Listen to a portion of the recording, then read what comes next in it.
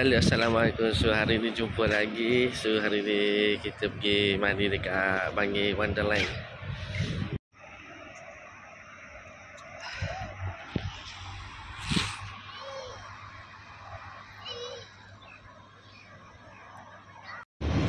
Sini.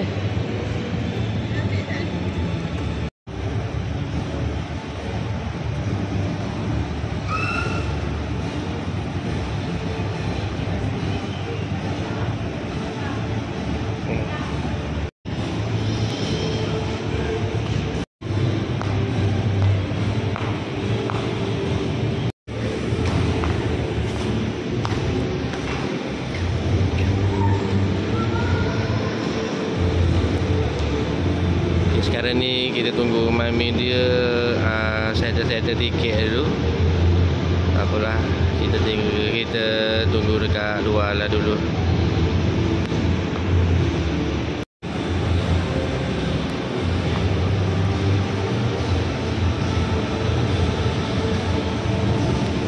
Sekarang ni kita tunggu mami dia settle tiket dulu. Dah settle apa semua baru kita masuk dalam. So okey lah guys. Dah. Okey lah. Dah beli tiket dah. Ayah. Tiket dah beli dah. Sini meh. Aduh, menyorok pula kat sini. Oh, orang dah masuk dah. Pakai slipper nak pergi dah. Dah pakai slipper. Dah pakai slipper ni. Dah pakai slipper. Dah jom. Dah nak pergi dah. Okay. Masuk dalam dah. Sini. Oh, paling kecil. Dah tu dah. Sekian dia. Tangan dia. Okey. Apa pakai dah?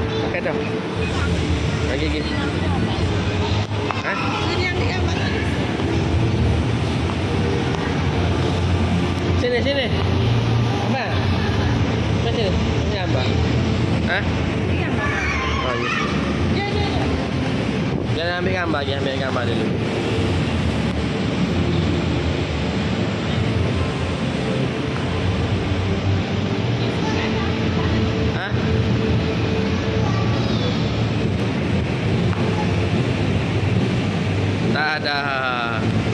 Ada balik.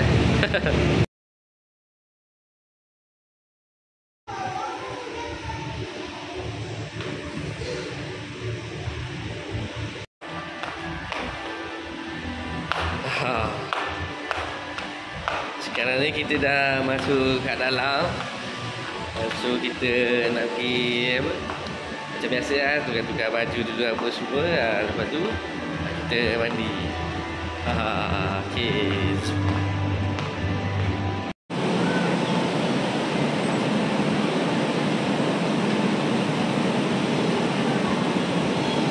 Tadi locker, mana-mana nak simpan baju apa semua, salin baju apa semua kat sini lah.